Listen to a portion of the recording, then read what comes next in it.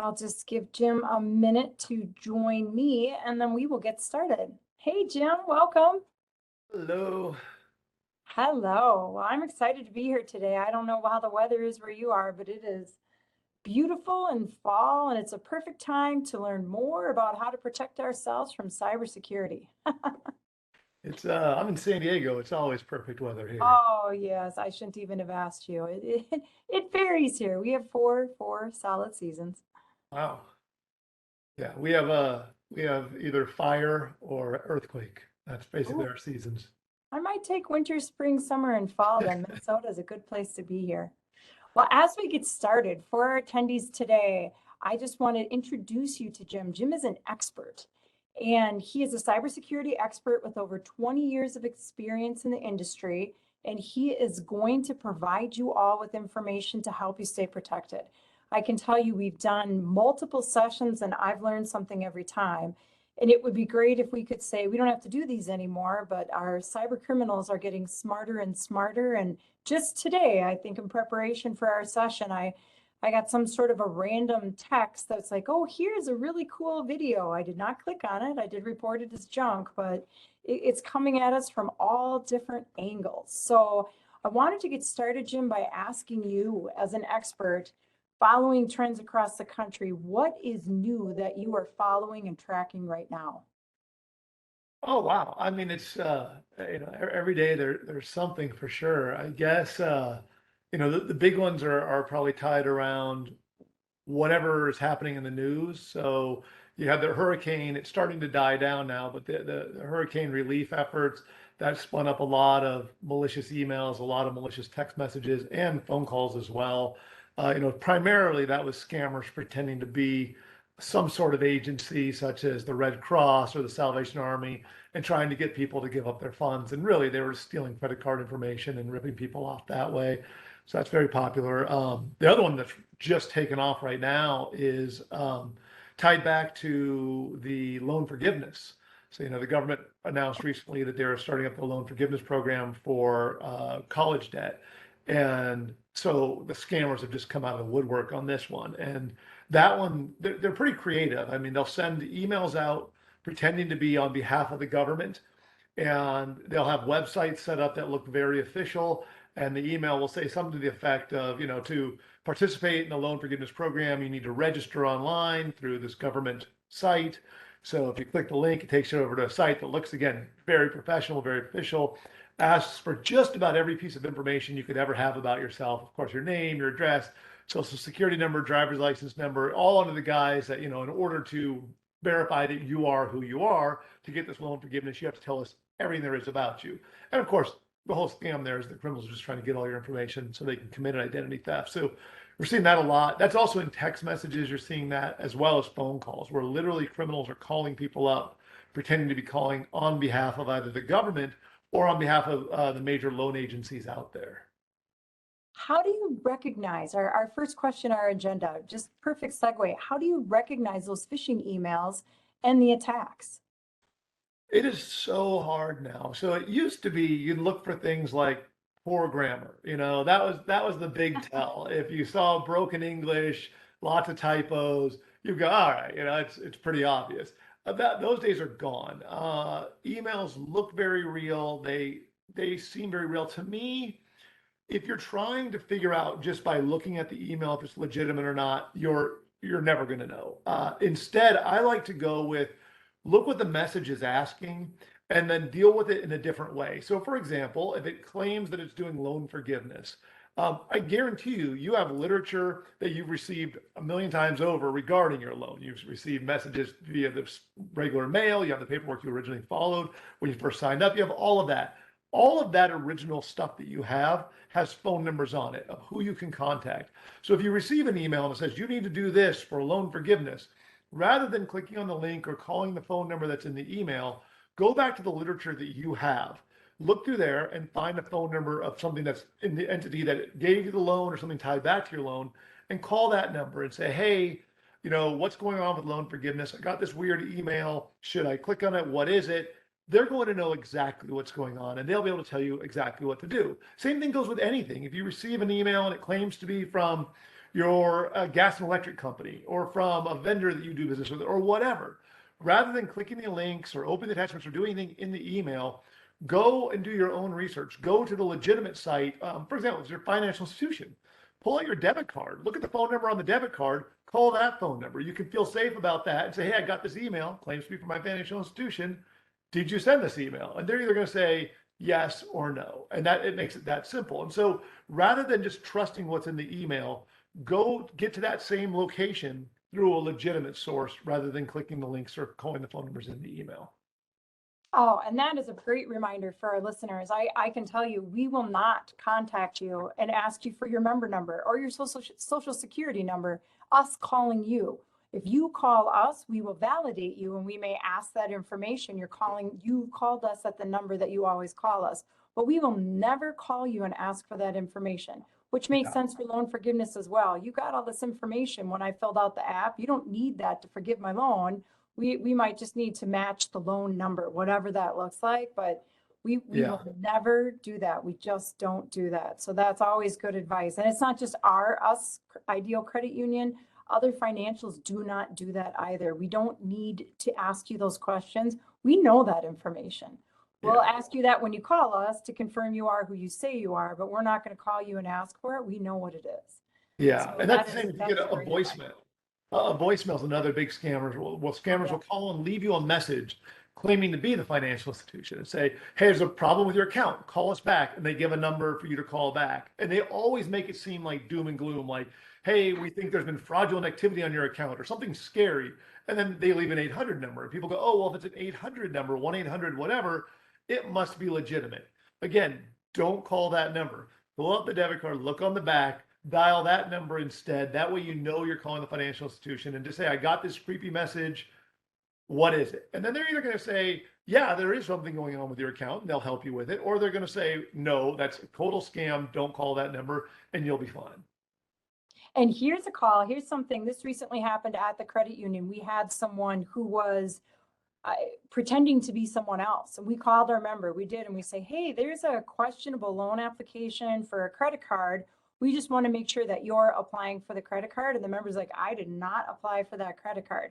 And we knew because the address didn't match, but we never want to say no, he could have moved. So we Sure. will reach out. And again, we didn't ask him any personal information. We just wanted to make sure that he wasn't applying for the credit card. So there is crazy stuff going on, and it's amazing the information they have. Where do they get that information, Jim? Sometimes they can pass some of the validation. How do they get some of that information? I mean, the easiest way is the dark web. Just about at this point in time, almost everybody's had their information stolen through some corporate breach or something. And when that data is stolen, it ends up either being put on the dark web for sale or given away. And so, identity thieves will go out to the dark web, just hunt through, find accounts, find information, and then they use that information to gain more information, or if they have enough, to go and actually rip people off. But oftentimes they'll have some information, but maybe not quite enough. So they use the information they have to try to trick people into giving up more information. And they'll do that a lot through, maybe they got your name and address, and maybe they even know certain, like where you bank or something, because maybe a third party had a breach and in their records of that third party, they had some banking information, not everything, but a little bit.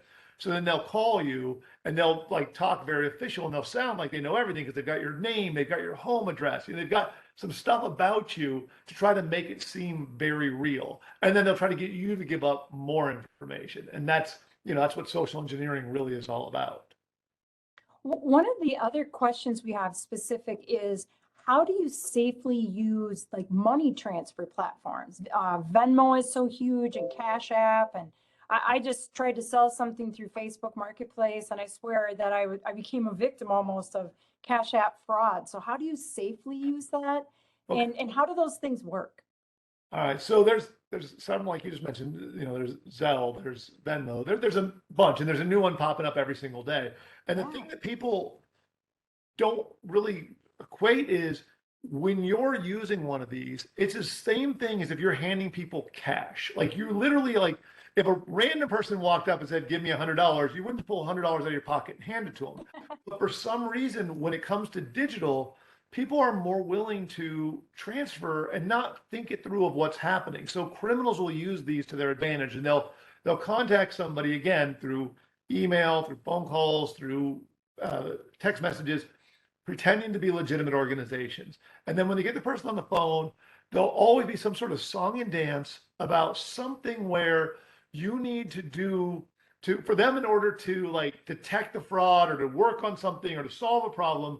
They need you to go into your Zelle account and do this thing, and it's only gonna be a temporary thing, and then they're gonna do it back. Like they'll, you're doing a transfer, but you're not really doing a transfer because they're gonna transfer it right back. And they talk fast and they move through a lot of stuff, and ultimately all they want you to do is just transfer the funds. And if you put in, whether you're using Venmo or Zelle or anything else, when you put in transfer and you put in a number or an email address, depending on what system you're using, and you hit send, that money's gone. It's gone. There's no like, oh, undo button or give it back button, or you're going to somehow like go to the financial institution and say, hey, I made a mistake. Give me my money back.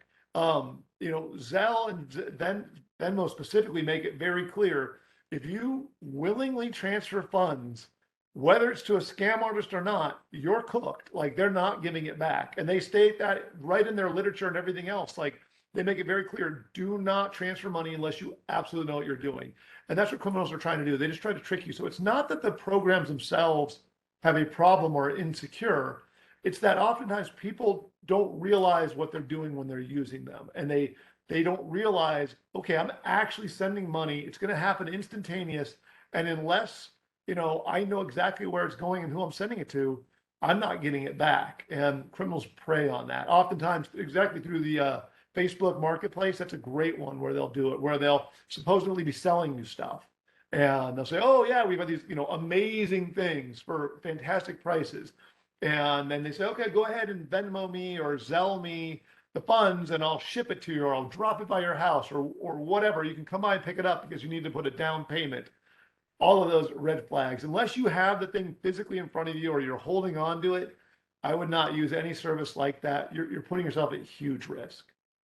That is very good advice. We've got a question from a listener right now who would like to know what are the pros and cons of using a VPN? Sure. So just to be clear, there's two types of VPNs. There's like a VPN like what you would think of with business, where if I work from home and I want to communicate with my office, they'll set up a VPN. So my computer goes through this like encrypted tunnel that allows me to communicate from my computer at home to that office in a very secure way. So if anybody was able to get on the network somewhere and monitor, they couldn't see anything because it'd be all encrypted. So that's what a normal VPN is. However, over the last several years, they've created what are known as personal VPNs. And a personal VPN was designed for people when they're online most of the time in insecure locations, a hotel, a coffee shop, an airport, somewhere where you've connected to their local Wi-Fi, but you have no idea how secure that network is that you're on. And the idea is that if a criminal's on that network and they can somehow monitor or watch what you're doing on that network, therefore your data could be at risk. A personal VPN basically says, okay, from the time that you're on your computer and you connect to that network, whatever it is, when you communicate outbound, all of the data that you send is going to be encrypted through this tunnel that's from your computer out past that local network to somewhere out in the Ethernet somewhere. And then once it's out there, then it'll be decrypted and sent on to the legitimate site. And what this will do is this will protect you from any criminals that might be lurking on that insecure network that you're on. Most antivirus solutions offer some sort of a personal VPN nowadays. There's a million products out there that you can either get for free or buy that do personal VPNs. The key thing to remember is there's also a lot of scammers out there that give away supposed personal VPNs, and really they're just criminals that are installing malware on your computer. So make sure if you're going to install either an app on your phone or something on your computer, do your research about the entity that you're installing, whatever that software is you've decided to go with. Obviously, if it's Norton, McAfee, Trend, one of the big boys out there, you're fine. But if it's something that you're not sure what it is and you're just downloading, installing because it's free, really do your research because it could actually put you at more risk. What other advice do you have to keep our mobile devices safe from cyber threats? The key thing with mobile is apps in general. People have this idea that if I go to Google Store, if I go to Apple, that I can download any app because they've scrutinized it. They've made sure it's secure. So therefore I can install it on my phone and I can feel very good about it. In reality, there has been tons. I mean, it seems like once a week you'll read about another app that had been around for a while that turned out to be extremely malicious. And people go, oh, well, I always look to see how many people have downloaded it before me. And if it's got 100,000 or more downloads, I can feel good. And that doesn't work either because there's been, again, a number of apps that turned out to be extremely malicious that had been downloaded hundreds of thousands of times.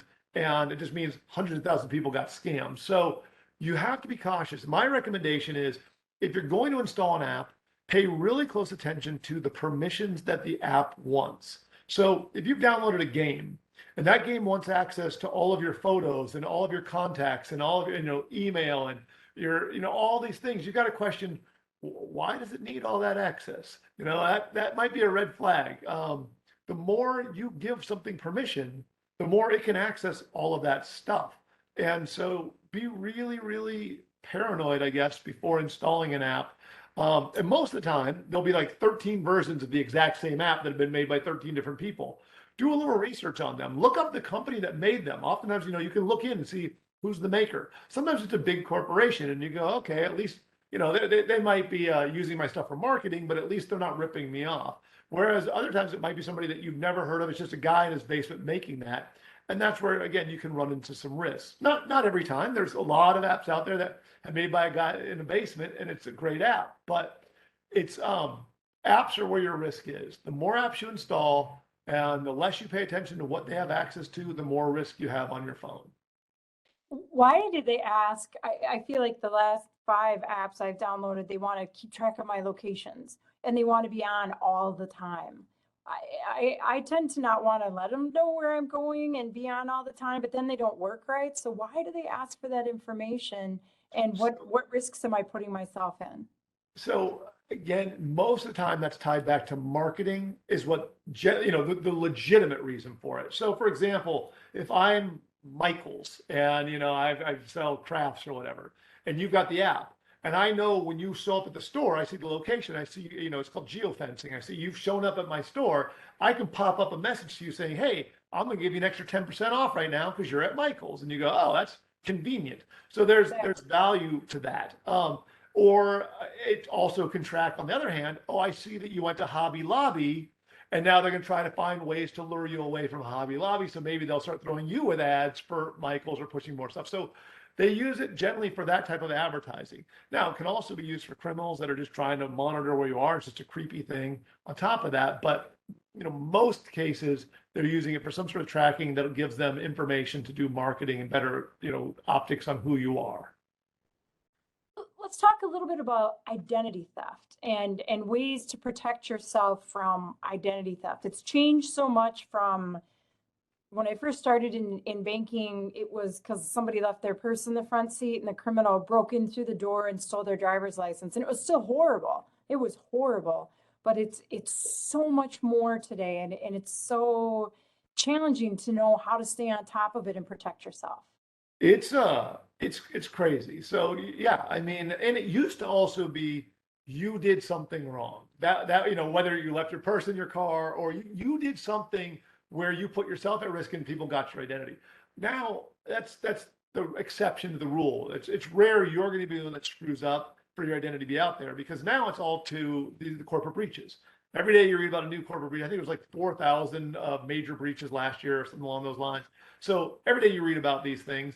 And then depending on what data was stolen, if it had your social security number, your name, those types of pieces of information, that's you, that's your identity. If criminals get their hands on that, they now are out there opening up accounts. And so now it's become more of just due diligence. You need to be constantly keep an eye, simple things. First of all, I mean, oftentimes you might notice you'll start getting mail for credit card applications or strange things that are tied back to credit. And you start getting a bunch of those. If you ever notice whenever you open a new loan or whenever you open a credit card, within a week or two, you start getting bombed with other mail that's junk mail telling you, hey, open up this credit card, open up this one too. What about this one? Because they saw you opened up one, so you might be looking for more credit. So they go and they market you for that. But if you didn't open one up and all of a sudden you start getting all this literature in the mail for them, sometimes that's a tell that lets you know somebody may have opened something up in your name and you might want to check your credit and look and see. And checking your credit, I mean, you can go to annualcreditreport.com. That's annualcreditreport.com. That's government run, or not run, but it's government provided. It's free. And you can get one of each of the big three, TransUnion, Experian, and Equifax. You can get your credit report from them for free once a year. During COVID, they actually made it so you could get unlimited. I don't know if that's gone away now. I haven't checked recently, but you at least know you can get three. And what I always say is, don't get them all at once. Pick up maybe Experian, today, wait a couple months, 2 or 3 months, then do TransUnion, wait 2 or 3 months, then do Equifax. That way it spreads out over the year. You're checking your credit reports. And generally, if it's on one, it'll be on all three. So if you're continually watching those, then if somebody does open up something new onto your account, you'll be able to catch it. So that's one thing to do. Obviously, there's services that you can sign up for. I know what you guys offer. I'll let you tell. I mean, you guys have a service. Oh, we do have a service, yes. And for everyone watching online, the members resources, if you go to our website and click on the member benefits, you can see the Identity IQ. That's the product that we offer. There's up to a 35% discount, pretty reasonable, $8.99 on the low end. It looks like $21.99 they say is the best, but it goes through, it provides all three, access to all three credit providers, along with credit reports and ID theft monitoring and some replacement. I think there's a theft insurance policy there as well. There's a lot of really good information. But again, as Jim mentioned, also you can do the creditreport.com for free too, just to get a taste of what it may be.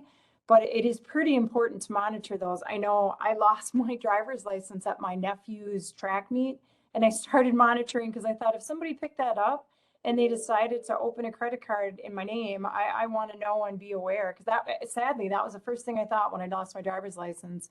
Fell out of my pocket, never saw it again. And I thought somebody out there is trying to pretend to be Alicia Johnson, or I hope not.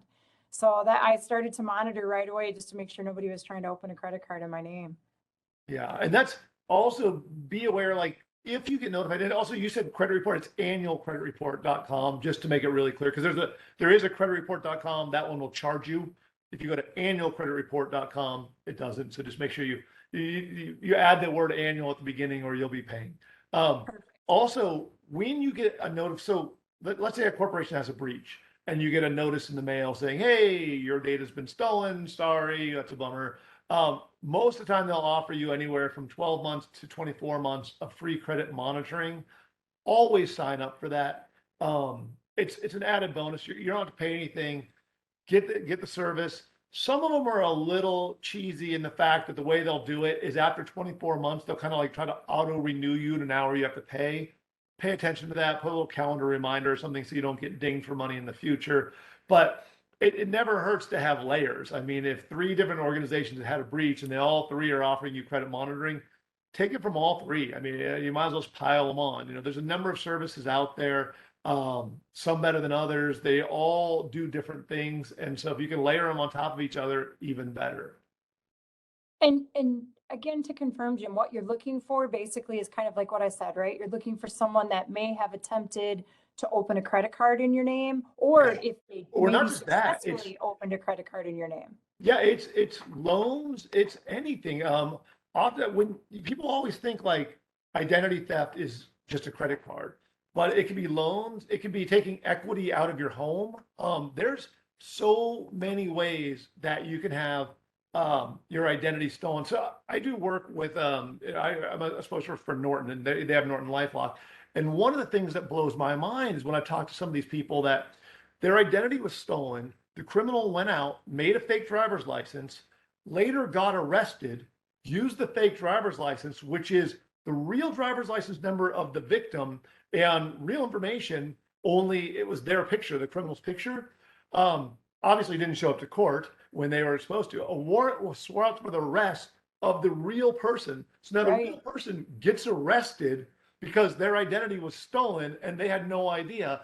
And it doesn't seem like that's a feasible thing, but it is. And you just go, holy crap. And that's when you get into just how nuts this stuff can be. And also identity theft when it comes to medical, where a criminal will use somebody's medical insurance and that type of thing to go to a hospital. They put on somebody else's insurance. And what's most frustrating about those situations is because of the HIPAA health rules, if you got involved in this and then a hospital says, okay, you owe us money, and you go, wait, that's not me. And then they realize there's been identity theft involved, they can no longer provide you information about that portion of what's been going on, even though you're still being held on the hook to pay for it. HIPAA rules require them to provide now some sort of protection for the victim, for the criminal. So they can't now share their personal information. So it becomes this mess where you're dealing with something that they can't give you the information you need to try to clean up the mess. And so yeah, it gets really, really ugly. So in those cases, yeah, it does help if you're using some sort of third-party entity to kind of help you get through this if you're in that bad of a situation.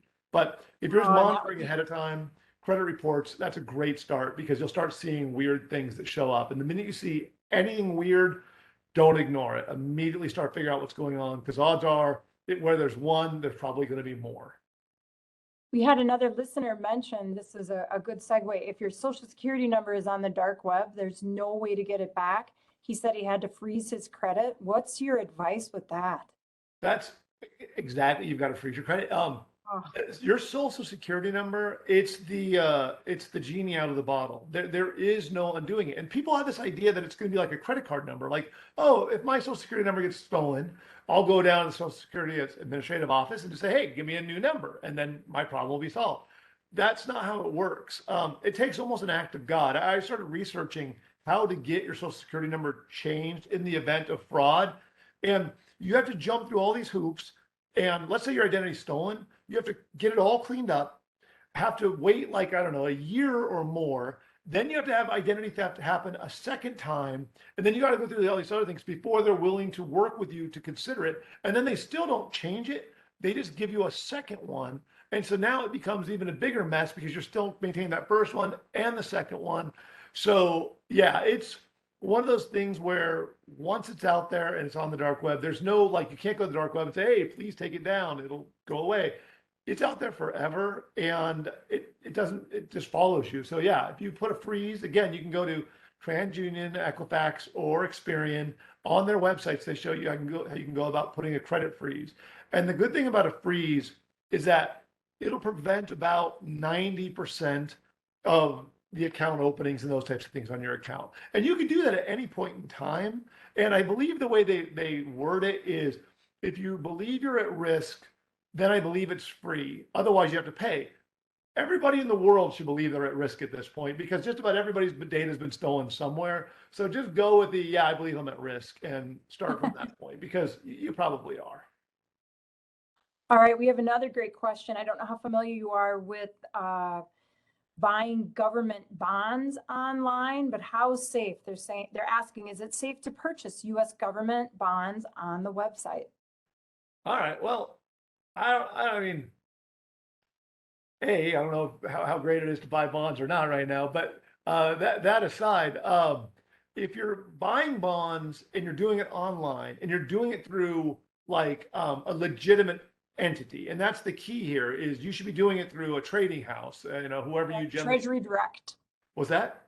TreasuryDirect.com, I believe. There you go. So yeah, if you're using a legitimate site and you've confirmed you're truly there and you haven't got a typo and you didn't just click a link in an email, then your only risk comes down to the purchasing through your website or through your computer. Now, if your computer's been compromised, a criminal has some sort of monitoring on your computer, which happens a lot, then you'd be at higher risk. So in those cases, for me, do it using your phone or do it using a Chromebook. If you're using either a Chromebook or your phone, your risk is going to be relatively low of someone being able to monitor what you're doing while you're on one of those devices. And as long as you know you're at the legitimate site, you'd be just fine. All right. Another segue, a good question. Are hackers able to get information off of a computer if it's shut down or turned off? There's something called Wake on LAN. So if a criminal was on your home network, let's say they hacked into your kid's computer, and now on your kid's computer, they've taken it over. Depending on what kind of devices you have in your house, there is this thing called Wake on LAN where they can tell a computer to turn back on over the network. It's incredibly rare.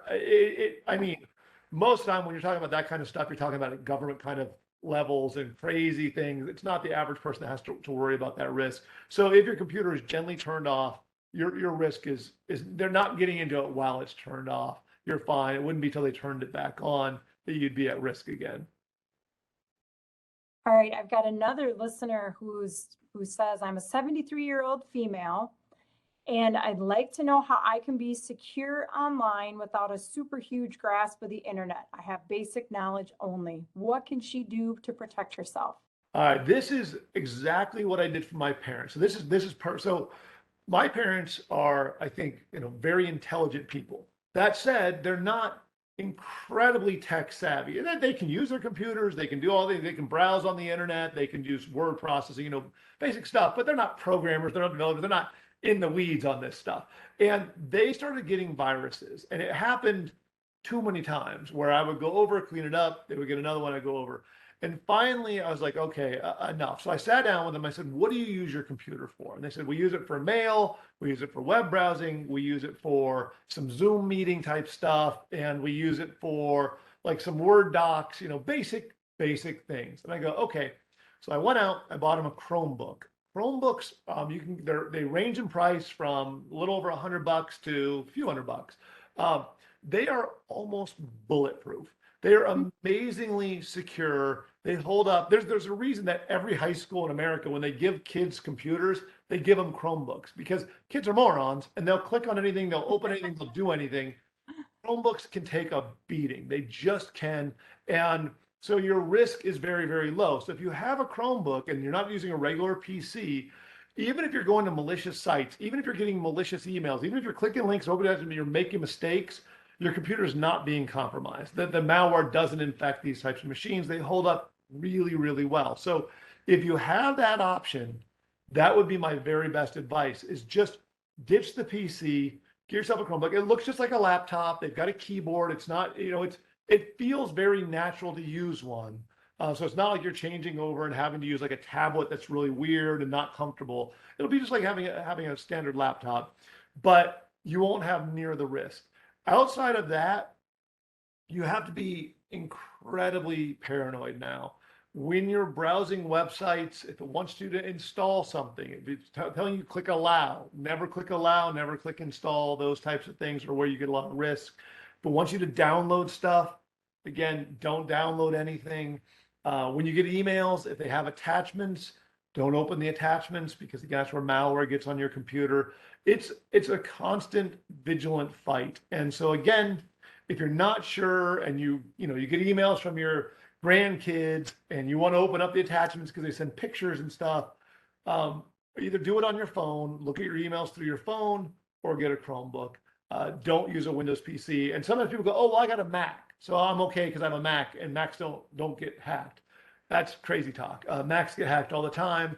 They just don't get near the attention that PCs do. But there's tons of vulnerabilities with Mac. You have just as much risk. So again, don't just assume I got a Mac, therefore I'm okay. All right. Well, I've got a great scenario I read to you from one of our listeners. She said, my credit card company provides the free credit monitoring. She went through a time where they would send her notices that said things like she had a new address in a different state or a man's name was now tied to her credit report. She said she tried to report it, but since no money or financial accounts were done with her social security number, she could not actually report that someone was using her info. She wants to know, is there anything she can do to protect herself if someone is using her info? And it sure sounds like they may be. That's terrifying. Yeah. I man, that's because if somebody's been associated to your account, you've got to wonder why. And even though nothing bad has happened, you feel like that's a ticking time bomb. You definitely want to keep monitoring. I mean, monitor, I would be doing monthly monitoring. I'd be staying on top of that. Um, I don't know that there's anything, I've never dealt with that scenario. I mean, that's really unique. I don't know that there's a precedent to be set. I honestly don't know. I don't have an answer. I'm sorry. I really don't know what you do there other than, I mean, vigilance. That's the number one thing. Keep watching. I don't know because it could be just a complete accident where somebody transposed the number when they were putting their social security number in, they opened an account, and no harm, no foul, because it didn't actually show up with anything. And so you're fine. And it'll be there. It's no big deal. And you just kind of keep an eye on it. So I wouldn't go like complete doom and gloom, but I also wouldn't just ignore it and go, no big deal. I would definitely at least keep watching your credit and see, if anything weird does happen or come up. Great advice, and I hope that helps you. That is kind of terrifying. It's Another question someone asks is, does two-factor authentication help? Yeah, absolutely. So for anybody who doesn't understand what that means, so when you log in for online banking, for example, it'll say enter in your login and your password. And then if you've never logged in with that machine before, or even if you have potentially, it'll give you a message and say, hey, we're going to verify you through email or through a text message or through an app. And so you can sometimes select which one, depending on what the thing is. And then it'll send you a text message. You get it on your phone. It gives you a code. You type the code in, and now you're logged in. The whole purpose of that is so that if a criminal was able to steal your login and password, which keep in mind, a ton of sites out there in the world use your email address as your login. And unfortunately, a lot of people use the same password over and over. So if a criminal was able to break into one company and steal their database and get that login, which is your email, and the password, which is the password you use, they could then use that and try it on every other major site on the planet. If there's no multi-factor authentication, it means all they have to do is type in that login and that password, and they're into all of your accounts. If you enable that, sometimes they call it two-factor or a multi-factor authentication, then even if they had your login and password, they're not going to have your phone. So they can't get into the account because once it starts that challenge, they're stuck. So it gives you an extra layer of protection. You can turn it on so many systems, but most people don't even know it's available, or they think, oh, it's too much of a pain in the neck. I don't want to do it. My belief is if you're on any website where they either have confidential information, like your social security number, that type of thing, or they have credit card information stored, like you go and make purchases at sites, enable the multi-factor on any of those sites. Generally, if you go into settings, it'll be like under settings, security, there'll be like two-factor or multi-factor. Turn it on, and that'll give you that extra layer of security. So therefore, if somebody ever did get your login and password, they still can't get into your account. Great advice. This is an interesting question someone has. Is it safe to make transactions with multiple opens multiple web pages open on your browser, or should you close all the websites except for the one you're doing the transaction with? That's interesting. I wonder if that person's been around a while. So there was an actual exploit against something like this years ago. I mean, it's been a long time, where criminals were able to hijack sessions through multiple browsers, multiple tabs being open at the same time. That's been years. That's normally not the case. I would say 99.99999% of the time, you're going to be fine to have multiple tabs open and making purchases on one of those tabs without any risk. But there was a case where someone could do that. It's been a long time. I mean, my God, probably 15 years or more, maybe not that long, maybe 10. Time flies, but it's been a while. And it was a situation where if you had multiple browsers open of the same type of browser, it could be jumped, but it's extremely rare. In most cases, I wouldn't sweat it too much. All right, here's an interesting question. Where should I report phishing scam emails, or should I just ignore them? Is there a way to report them? So the organizations that it's pretending to come from will generally have something on their site where you can report scams or some sort of security concerns. So whether it's Amazon or Facebook or many organizations, never try to click something in the email itself. Oftentimes people will get an email and it'll look like it's junk mail. And at the bottom, it'll say to opt out, click here. That click here, criminals use that all the time, try to get you to click a link and take you to a malicious site where they then install malware on your computer. Don't do those. Just delete those emails. But if you want to report it, don't click anything in the email. Instead, go to the organization's website. Somewhere they'll have a place for you to report a scam or something like that. And then you can report it there. Is it just my imagination, or when I click on a particular merchant and I unsubscribe, and then I start getting six instead of just one? Why does that happen? What is that? So yeah, you don't. when you click unsubscribe, most of the time, all you're doing is confirming your email's legitimate and that you're reading them, and then they're just going to send you more. I mean, a very legitimate organization won't do that, but most of the time, the junk mail that you're receiving isn't coming from legitimate organizations. That's why, again, don't click on anything, just delete it. Perfect.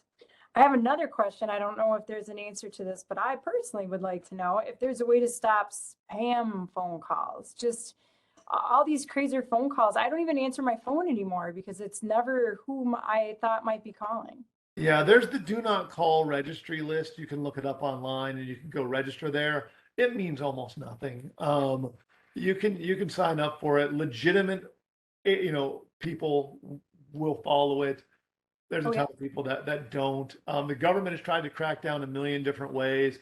And keep in mind, it's not even like when you look at the number, it can even be recognizable numbers. I mean, you can spoof the phone number to be anything you want. You can make it look like it's coming from, a financial institution or anybody else. So just because you recognize the number doesn't mean that it's legitimate. No, to me, I use like on my phone, there's a screen feature. So when a call comes in, I can hit the screen button and the person is told, hey, you're being screened. Why don't you go ahead and tell us what this is about? And then they start talking. And then on my phone, it gives me a message telling me what they're saying in real time. And then I can literally ask additional questions through my phone back to them, or I can just hit reject and just hang up on them. So that way I don't have to talk to them at all. So there's things like that that are out there that work pretty well. But yeah, I treat my phone like it's gonna like give me a disease when I answer a call. So I let everything go to voicemail, and then I figure if it's important, I'll call them back. Exactly, exactly. Another question somebody asked, I know you said this earlier, but I just wanted to read it again, and that is banking by phone really safe and secure? And is opening emails on your phone better than opening on a computer? So if you're using the app on the phone, that is incredibly secure. Far more secure than using a web page on PC. I mean, night and day difference. The biggest risk you have to an app on a phone is if you've installed another app that was malicious, that'll do what's known as an overlay. And it'll basically overlay the legitimate app. So when you're entering information in, you're actually entering it into the malicious app.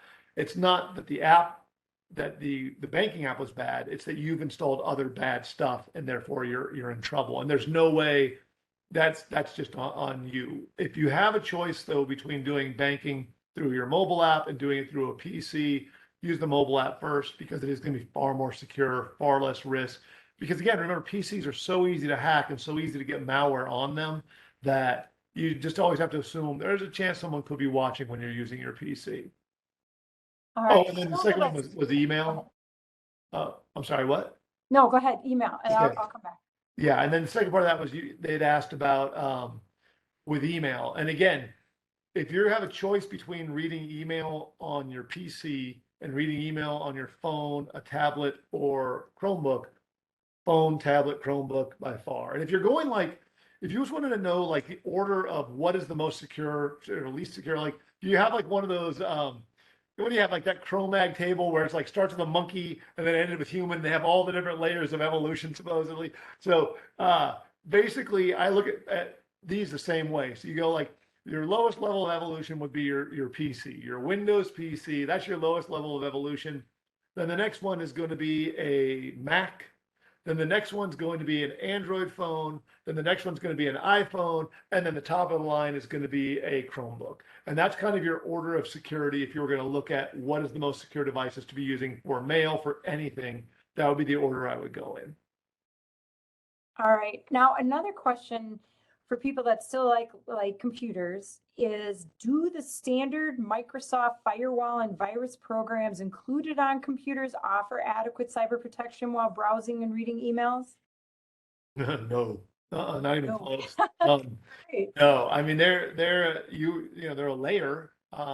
Most of the time you'd have that, then you'd have some major provider like a Norton or a McAfee or something like that. And then on top of that, you'd probably put on somewhere like a Malwarebytes or something to catch the malware. And between all of those, you're maybe catching 70% of the stuff out there, maybe 80. It's just, I mean, all those layers you need, but there's still, it's just, it changes so rapidly and there's so many types of attacks and they are just, more, minute to minute. It's very, very difficult. But no, if you're just gonna just hang your hat on just the stuff that comes with Windows, you're just a time bomb again. It's just a matter of time. Somebody asked, it might be a follow-up, what is a firewall specifically and how do I get one? Sure. So Windows comes with it built in, so does Mac. And a firewall is basically, it blocks a lot of services from being accessible on your machine. So if someone from the rest of your network at your home was trying to communicate with your laptop or your computer, uh, the personal firewall that's on yours already, that's already in Windows, is turned on and it won't let them connect to your machine unless you enable certain ports or certain services to be accessible. And the idea is outbound is generally wide open, meaning from your computer, you could go out to anything you want, but inbound is blocked by default. So nobody can get through to any of the different services. If they can't touch the service, then even if the service wasn't patched properly, they couldn't exploit it. And that's the whole concept of a firewall. Is it's putting up that barrier between you and the rest of the world outside of your machine. All right. Now, let me see. Is there a, I don't, browser isn't the right word, email provider like Gmail or Yahoo, or I've got Comcast. All these, is one preferred over another? One of our listeners mentioned that they use Gmail and it does allow them to report spam. I know I use MSN and some of the spam goes to the spam filter, but it still gets through. So is there one that you recommend, recognizing you don't rep any of them, but is there one you think is better than another? So I mean, there's the two monsters right now are Office 365 and Gmail. I mean, those are the two 900-pound gorillas. They're both swinging it out. They both have a ton of security that they put into them, and they're continuing to put more security. They do announcements of all the stuff they've blocked, and the numbers are unbelievable of the amount of malicious stuff that they're blocking automatically. I think they both do a good job. I think they both aren't perfect. Stuff still gets through. You can report spam to both of them without clicking anything in the actual emails themselves. Oh, okay. What just happened? Oh, you're still there. I still see you. I don't know what All right, happened. weird. My as long as you can see me, my computer right now, I must be getting hacked. Just went completely black. So you're still can able to still see see me. you. That's all that matters. All right. Uh, weird. It's really strange. I'm gonna assume you can still see me. So yeah. So basically, those are the two that I think are the monsters that do the most. Is there one that you don't recommend because clearly nothing gets blocked? Well, it's not a matter. It's just I would never hang my hat on. The vast majority do almost nothing to block. They do a Okay. little bit. Um, so don't just assume, oh, I use this service. Oh, I use Gmail, so therefore I'm cool. Like it's got me covered. I can trust the emails because the stuff still gets through. So my assumption is just treat every email as though it could be malicious. All right, perfect. Now I have a quick question from someone who's digging your advice and they want to know that there's a whole different range of Chromebooks on Amazon that they're thinking they want email, e-shopping, e-banking. What sort of a machine and price are they looking for? Are they safe with the $200 model? I mean, there's the model itself is going to come down to preference because some of them have bigger keyboards, bigger screens. They have cameras that are built in. They have more memory. They have more drive space. They've got so many feature range. The security is the same across all of them. So then it just comes down to what their needs are. Generally, the more expensive they are, the more beefy they are, the more they can do, the faster they are. The less expensive they are, the slower they generally are, or the less functionality they have in them. So it's impossible for me to be able to tell you, what's the best to go with for them. Exactly. The one thing to note is if you're not a gamer, then you need less space. I know from having a kid who's a gamer, I can't believe how big the computer is, so they can go Yeah, and fast. you're not using a Chromebook for gaming. Yeah, you're definitely not using a Chromebook. That's an actual PC for gaming. All right. So we've got a listener who says Microsoft keeps asking them to sync their devices. They're not comfortable doing that. Is that recommended? So syncing, I'm not sure exactly what they're talking about syncing specifically, but most of the time you're syncing your whatever you have. Like let's say you have Office whatever on your PC. Oh, we did lose Jim now. All right. I apologize. We might not get an answer for that and we'll come back. Uh, Gosh, we've got a little bit of time left and I'm hoping he comes back. There's one more very key point I would like him to share with you, is something that we recently talked about. Um, while we're waiting for Jim to come back, I'm going to ask you all to type this down. One of the things we talked about was kind of looking at yourself on a website and making sure that you haven't been no one has stolen your information, or your password hasn't been compromised. And he shared this website with us this week. It was haveibeenpawned.com. I'm going to spell that out for you. It's HAVEIBEEN, been PWNED.com. And when you go to this website, it's safe to go to this website. I did type my name in and I saw that I was compromised in 2 spots. And I had been notified by both of these places that my information had been compromised, but it was really interesting and something we talked about. So if you wonder if your information has been compromised, that's a very good website to go and see if it's been compromised. I recently switched phone providers, and when I did, I tried to create a login and my password was gone. When my password was gone, I was nervous. Oh, Jim, I was just telling everyone, please tell the group about the haveibeenpawned.com. Oh, that's a great site. Have I been pwned? HAVEIBEENPWNED.com. Have I been pwned allows you to check and see if your email address or your phone number has been leaked out to, generally it's to the dark web. And the way you go about it is just go to that website, you type in your email address, you hit the little button to go or whatever it says there, and then it'll give you a list of any organizations that have had a breach where it's known that the email address you entered was in that list. And sometimes people go, well, how do I know that the site, that Have I Been Pwned site, is a legitimate site and they're not hacking me or something? And you go, well, all you're giving them is your email address, which your email address is everywhere already. So it's not like, oh my gosh, now I'm on another mailing list. I mean, you're on a million. So your risk there is low. They've been around forever. Everybody uses them.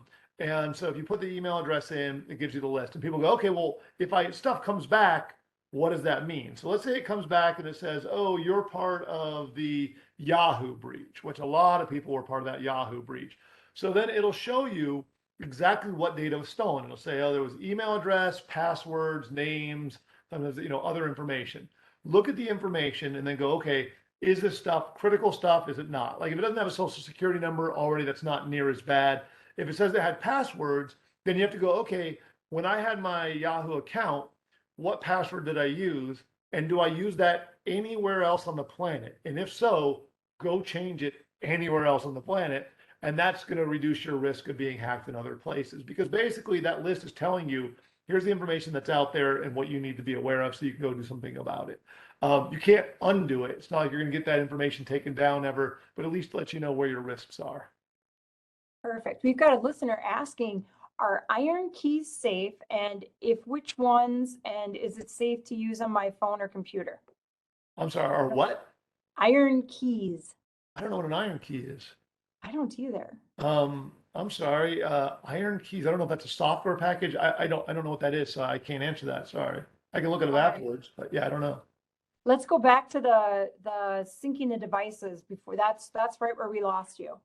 Okay. Microsoft asking to sync my devices. I'm not comfortable doing that. Is it recommended?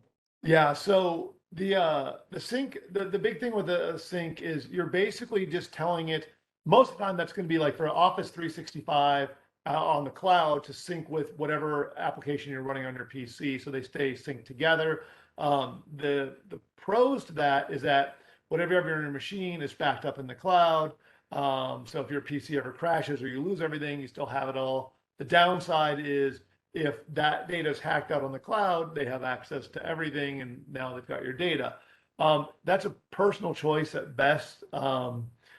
It depends on, I guess, what's on your calendar and what's in your emails if you are concerned. I mean, I will tell you, like for me, I have everything synced just because it's convenient, and I don't have anything that I'm really too concerned about. If some criminal got a hold of all my email, they'd probably just be bored to death with what they had to read. So, and Yeah. I'm at peace. But I don't blame you for being a little bit nervous, and it's a total personal choice.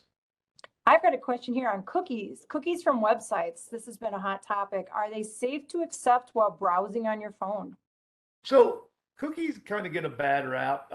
You have cookies on just about every machine on the planet. I mean, to do online banking, I guarantee you, you have to accept cookies because otherwise they can't set a session and they won't be able to know who you are. A cookie is basically just storing a piece of information that can remain over longer periods of time. So you can log out and log back in, and whatever you stored is still there. Where cookies are used to be the most annoying is when it comes to advertisers. So a major advertiser will go out and they'll partner with a ton of different organizations. And if you've ever noticed, you go to like Sears.com. I don't know if Sears is even around, but let's say you did. You went to Sears.com and you go, I'm looking for a tractor or something. You type in tractor and you hit search and they do it. And then half an hour later, you're browsing on the internet, and anywhere you go to CNN, and there's ads on the side for tractors. And you go to Fox News, there's more ads for tractors. You're like, what the heck? Are they psychic? All of that's tied back because everybody partners with these big organizations. And then any website you go to, they put this cookie from all of them. They all tie together. And once that cookie's on, any site you go to can see that cookie because it was all put through this main site. And therefore, they know exactly now who you are, what you looked at. And then anywhere else you go, they're going to do ads. Now, the downside is that's how you get tracked. That's how everybody tracks who everybody is, and that's what the whole downside to cookies are, is the privacy thing, is that they're getting to track you and know who you are at any point in time and all the stuff you're doing. The pro side is if you are looking for a tractor and you went to Sears and the best price you could find was, $700, and then now you browse around and suddenly all these people are placing ads to you and they're trying to get your business, so they're offering you tractors for 600, 500, $400. You go, maybe that's not so bad. They knew I was looking and now they're offering me a better deal. I'll buy one of those instead. Um, it's not that cookies are actually hacking you. They're not doing any damage to you. It's just they allow perpetual tracking of your movements and what you're doing.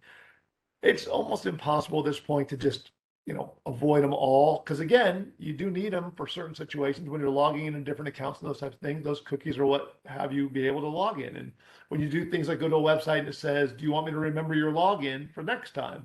That's a cookie. If you say yes, but then you don't allow cookies, it ain't remembering you for the next time because it can't. So it's not that cookies are horrific.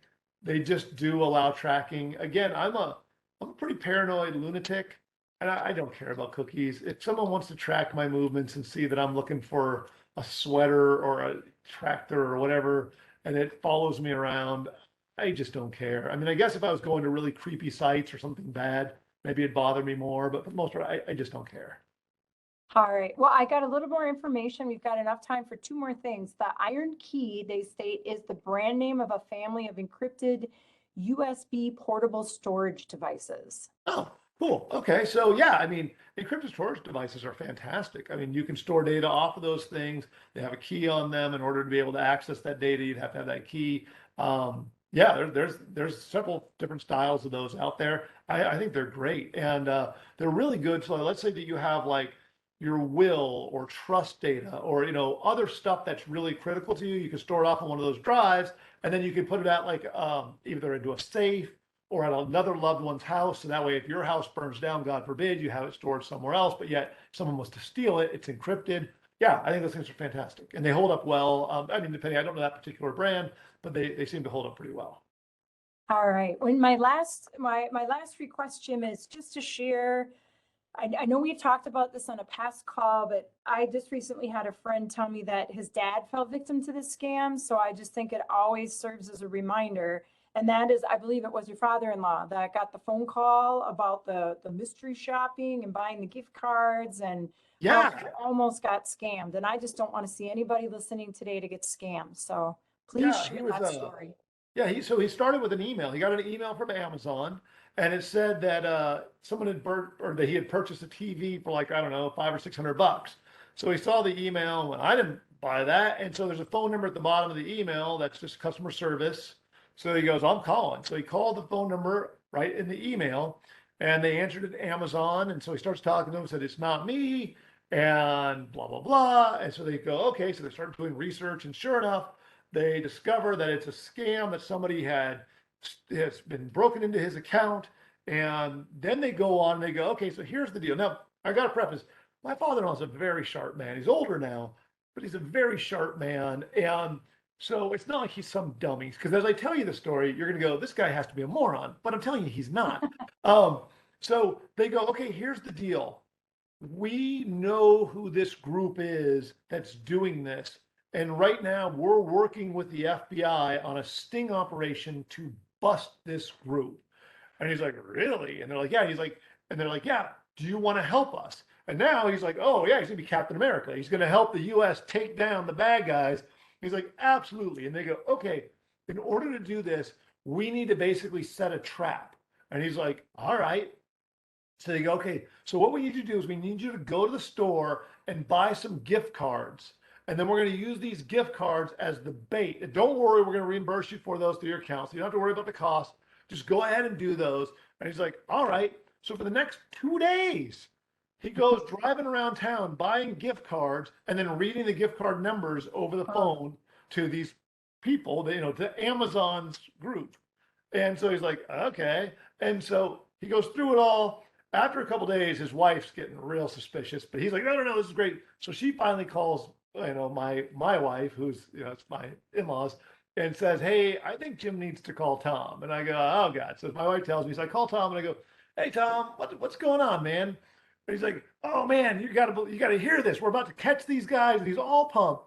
And I go, oh, tell me about it. So as he's telling me the story and he's explaining to me exactly what's going on, literally you could hear the wheels start turning of the realization setting in. And about, he's like full speed and then slowly he's losing speed. And then he finally just goes, I'm being scammed, aren't I? And I just go, yeah, Tom, you're being scammed. And it was just like, but that just shows the scammers are so good. They got him so wound up into it that he actually thought he was like doing this thing with them and they were going to take these people down. They were doing all this stuff. And the really cool thing is in his case, the financial systems worked with him and gave him his money back. That is rare, extremely rare that something like that will happen because he chose to do this. He went out, he just bought these things and he gave them, and did all this craziness. That was his choice. And people get hit for thousands and thousands of dollars on this type of scam. So I guess the moral on that one, if you get a email and it says you made a purchase, don't dial the phone number in the email. Go to Amazon's website, contact them through that. Don't do it through the email. And don't ever, if anything ever wants you to buy a gift card and give them a gift card number, it's a scam. There's not a single scenario on the planet where it starts with go buy a gift card and give us the number. That's not a scam. No, and with my friend's father, the store he went to, he lives up north in Minnesota, they wouldn't sell him the cards and he was all mad. And they're like, why do you want all these cards? And it wasn't Christmas, it wasn't a normal gifting time. And they're like, why do you want all these cards? And they wouldn't sell it to him and he was so mad. But in the end, they saved him thousands of dollars. You just don't know. Wow. You just don't know. But I hate to hear this happen to people because you really do feel like you're trying to help someone and you're trying to do the right thing. And in the end, you're just being scammed, which makes it even worse. Yeah. Well, I want to thank you so much for your time today, Jim. I want to thank all of the listeners for their questions. Great questions, great advice, good things to hear. Once again, I want to mention if you're interested, the Identity IQ, there is up to a 35% discount. It's available on our website. But better yet, we partnered with Jim and his company. We have blogs specific to identity theft, beware malware scams, don't get caught in cryptocurrency scams, 8 ways to spot a survey scam. This information we are streaming from our website at all times to help you and to help you avoid any potential issues that could come up. So please take a look at our website to help you protect yourselves. We'll be back again in the spring with more information and the latest updates and scams. Again, I'd love to say we won't have anything to talk about next time, but sadly, that is not the case. These scammers are geniuses. So We'll be talking about what's happening in the spring and how to protect yourself. But I want to thank you all. And please take a minute to fill out our survey at the end. It helps us answer the questions that you're wondering about, as well as provide future workshops on topics of interest. So thanks again, everyone. Be safe. And thank you, Jim, so much for your time today. Have a great day, everyone. Take care. Bye-bye.